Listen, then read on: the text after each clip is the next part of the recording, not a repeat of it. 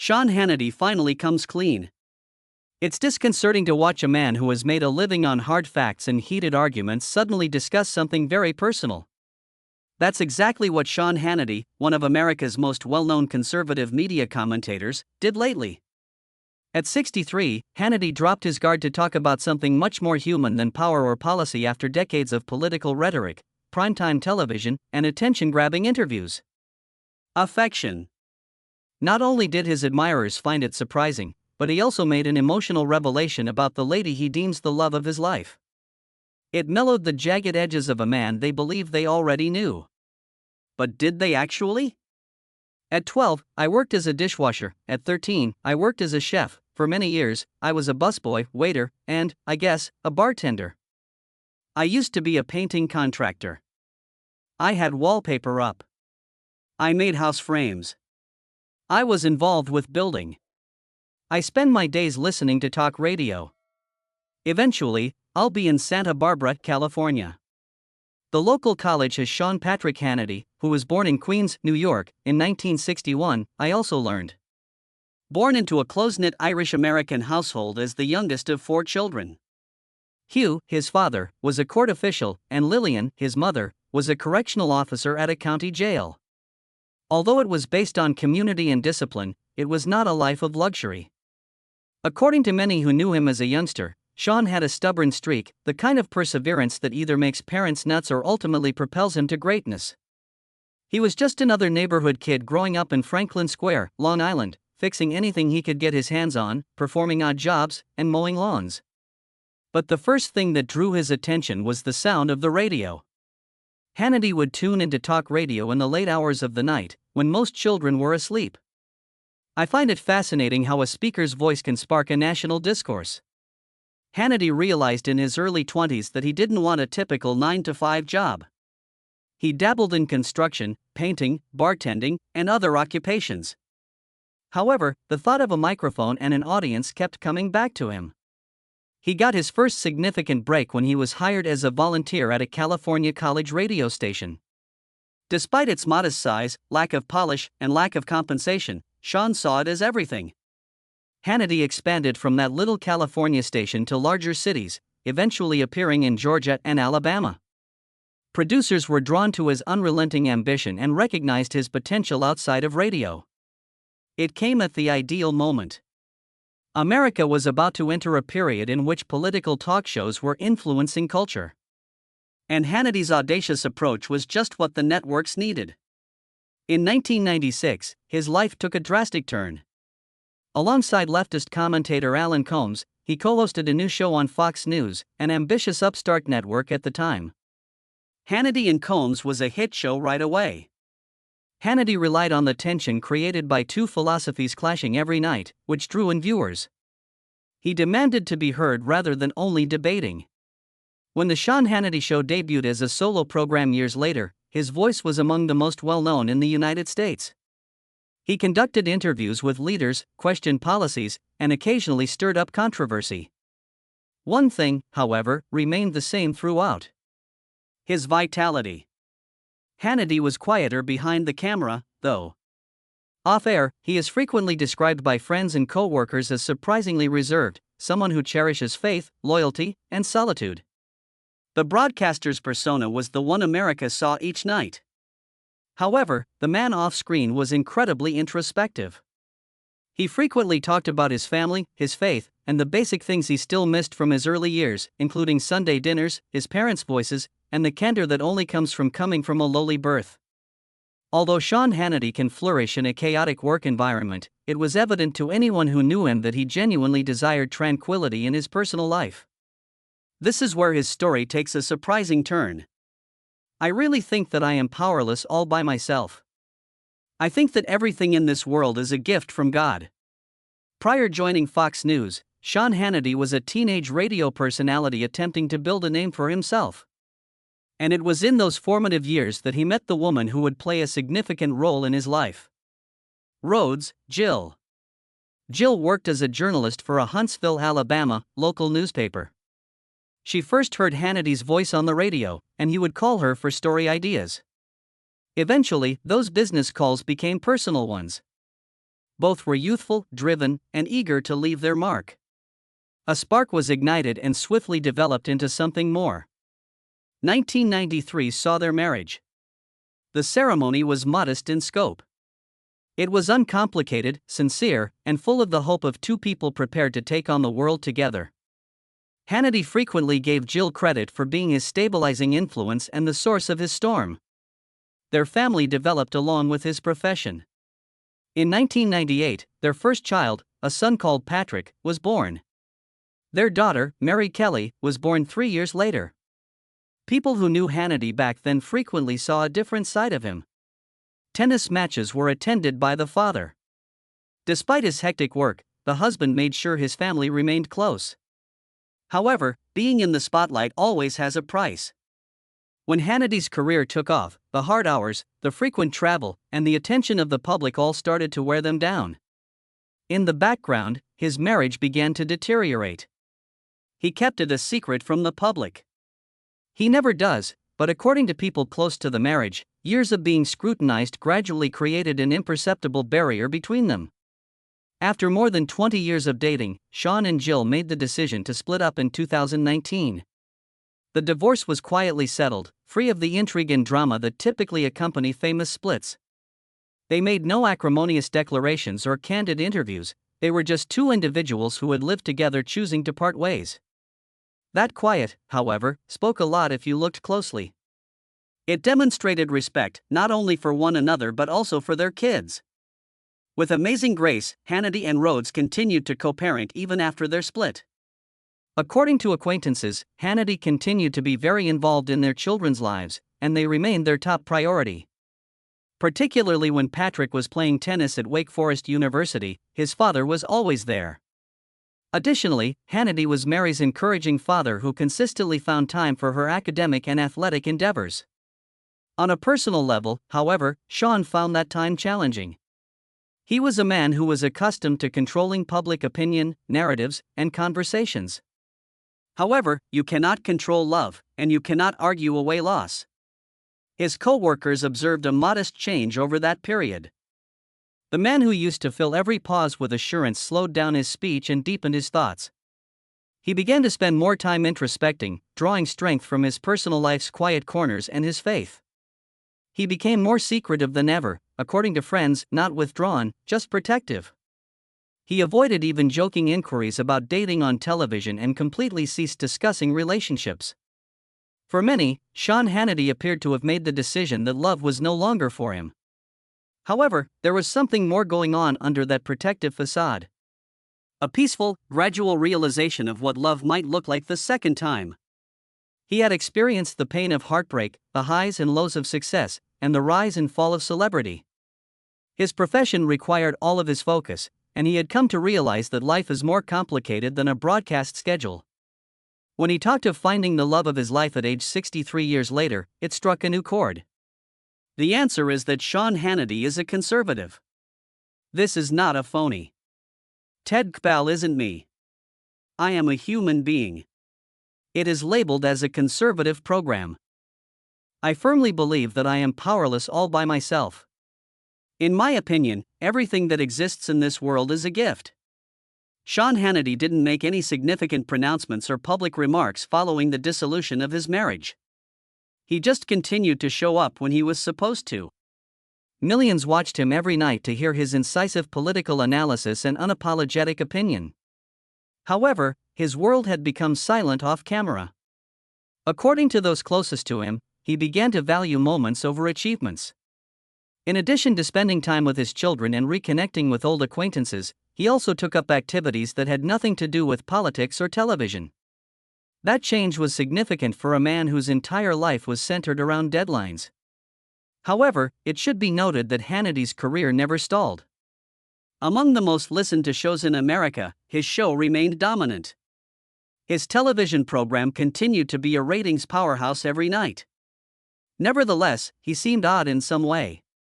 The tone remained furious, but beneath it was a guy learning to balance. He once made a casual comment that suggested he had come to understand the value of thankfulness, the silent appreciation of what really counts, such as peace, family, faith, and health. Seemingly, he had lost interest in seeking approval. That understanding was huge for someone who had been caught up in the American media tempest for decades. Hannity had a consistent schedule throughout those peaceful years. Work, exercise in the morning, spend some time in prayer, and then go right to work. His discipline became almost monastic, according to his colleagues. He avoided public relationships, high-profile gatherings, and the gossip mill. Although he was quite protective of his private, there was still a desire underneath that orderly facade. Not necessarily for love, but for the kind of friendship that makes you feel seen even when the cameras are not rolling. Everyone experiences loneliness, regardless of their level of accomplishment. And it was not going to be easy for Hannity, who had constructed a stronghold around his private life, to let someone back in. He was unaware that the next part of his story was already in the building, waiting for him. Someone who had experienced her own path of love, grief, and perseverance. Despite your eventual divorce, you remained steadfast in your faith. That was a very trying time in my life, but we get along well and do a great job co-parenting. For the past 14 years, I and Ainsley Earhardt have been employed at Fox News. Ainsley Earhardt was not your average TV personality. In the competitive field of broadcast journalism, she had established herself. Originally from South Carolina, Ainsley swiftly rose through the ranks to become one of Fox's most adored morning anchors by bringing a sense of grace and positivity to her profession. That cheerful grin and serene poise, however, belied a woman who had experienced her fair share of heartache. As a single mother to her little daughter, Hayden, she had experienced 2 failed marriages. Her faith served as a compass, guiding her through all the ups and downs of life. Sean and Ainsley's journeys were similar in many respects. They both had experience with the same network. Both had endured public scrutiny and were gaining insight into the process of reconstructing their personal lives following a loss. Their chemistry began subtly, with friendship as its foundation. Their paths had crossed in the Fox studios, and they had been professional acquaintances for years. However, something changed along the road. Previously professional conversations started to feel more intimate. Sean's faith, discipline, and commitment to his kids were all admirable to Ainsley. Sean respected her warmth, her strength, and her unflinching optimism. Mutual regard existed. Colleagues quickly started to take note. They frequently followed each other's paths and occasionally showed up at gatherings together. Earhardt and Hannity, however, kept silent when rumors started to circulate. In order to avoid drawing attention to their relationship, they never affirmed or denied anything. It was intentional for Sean. He didn't want to open his heart to the world once more after enduring the scrutiny of a public marriage. However, people who knew him well saw how different he appeared with Ainsley present. He chuckled further. He was lighter. She evoked a tenderness that was seldom seen on TV. Their beliefs that everything in life happens in its own time, their faith, their family, and their bond were all built on their shared principles. In order to blend in with the congregation, they started going to church together, frequently sitting quietly in the back. It wasn't a glitzy romance with magazine covers or red carpets, but it was genuine. Their relationship was based on comprehension rather than show. Ainsley found Sean to be one of her most encouraging co-workers when she started hosting weekly Bible study sessions. On air, he would encourage viewers to tune in and commend her thoughts. In private, he would tell people how much he liked her perspective and how she remained compassionate in a culture that fosters conflict. It was similarities that brought them together rather than opposites attracting. Both of them were well-known individuals with hearts of their own. Both looking for authenticity in a field that relies heavily on appearances. Even though they were quiet together, their friendship started to develop into something more. And even though neither of them felt the need to openly identify it, it was obvious to everyone who saw them together. This connection was restorative for Hannity, who had been repressing his feelings for years. It served as a reminder to Ainsley that, despite loss, love can still find you in the most unexpected ways. Then the moment that made all the difference arrived. The confession that would garner media attention and serve as a reminder to all that love can inspire bravery in even the most circumspect individuals. Ainsley Earhardt. You were present at that song, I believe. Congratulations on the book, first of all. I'm very grateful. Neither a pre-arranged interview nor a political broadcast was the occasion. It wasn't dramatic or noisy. It wasn't complicated. That kind of moment that comes out of nowhere and stays with you. Renowned for his poise and assurance, Sean Hannity was speaking softer than normal. It was not the booming assurance of a man standing up for what he believed. It was someone's tender candor about something he had long kept to himself. He started talking about being thankful and the individuals that support you when things go rough. Then, almost without warning, he became personal. He spoke of meeting the love of his life, someone who had been there for him through the good times and the bad, someone who understood him. For a brief moment, the typically feisty presenter appeared human, not the media titan or political analyst, but just a 63-year-old man who recognized the value of second chances. The audience was startled. They didn't deny Hannity's feelings, exactly. It was because he had never so publicly disclosed them to them. He had always kept that aspect of himself hidden, hardly ever talking about relationships or family. He did not mention names. He did not have to. Who he was referring about was well known to those who had followed his travels. He spoke with tenderness and at the right moment. All signs pointed to an Ainsley. Furthermore, the event was profound for reasons other than the words alone. His words, "At this stage in my life, I'm just grateful. I found someone who makes me better every single day," were a turning point because of their sincerity, pauses, and faint smile. In Sean Hannity's perception of himself as well as how the general public perceived him. Once hiding behind his occupation, the man was no more. He was replaced by a person who had lived long enough to understand that vulnerability is the source of true strength. At 63, Sean Hannity has undoubtedly reached a new phase of his life. His most significant insight, for a man who has debated the country's status for decades, turned out to be non-political. It had a personal touch. It was about understanding that love has no time limits, that it isn't affected by public opinion, and that sometimes the greatest things in life take place in private, away from the spotlight. By the way, I want to thank all of you for inviting Lilmy to join your wonderful Bible study. Well, extra prayers would always be helpful. The statement, "We all live in the greatest country God gave man," spread far beyond Sean Hannity's typical audience. He took viewers who had been following him for years by surprise. There was only truth, no pretense or attention-grabbing statement. It was uncommon to witness such tenderness from a man who had made his living by being unbreakable. The media responded swiftly. Many fans saw it as humanizing and relatable, while others referred to it as surprising and refreshing. In a professional sense, his integrity did not harm his standing. It became deeper. People were reminded that vulnerability is not weakness in a time when authenticity is scarce. It brought him even closer to many of his devoted followers. And for Sean, it appeared to be a pivotal moment in his life. The defensiveness that had characterized him started to wane. He wasn't suddenly a public figure. Even though he's still a reclusive person by nature, there was a palpable warmth and serenity that came from realizing that love was no longer something to conceal. He was not seeking reinvention at 63.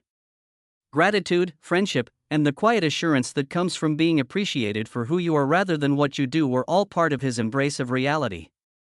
And that was arguably the most significant aspect of his admission. "It was more than just an epiphany for me.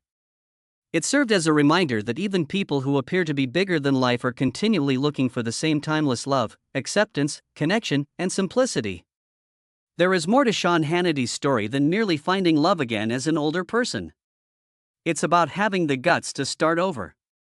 It's never too late to discover happiness, according to his story's first lesson. Hannity came clean at the age of 63, when many individuals believe their story is already written. His experience, however, demonstrates that joy can arise long after the storm has passed, that love has no end, and that life never ceases to amaze us. Secondly, vulnerability is the lesson. In a society where stoicism is frequently associated with strength, Hannity's candor demonstrated that sometimes lowering your defenses can be a sign of actual strength. He maintained his authority despite acknowledging his emotions. He deepened. Millions were reminded by him that hardness is not negated by emotion. It makes it louder. The lesson on thankfulness comes next. Hannity didn't present his romantic tale as a triumph. He presented it as advantageous. As someone who has discovered the hard way that having no one to share your success with makes it meaningless, he spoke with humility. His confession was poignant because of his sense of gratitude after everything he had gone through. This is possibly the most significant lesson to be learned. People evolve.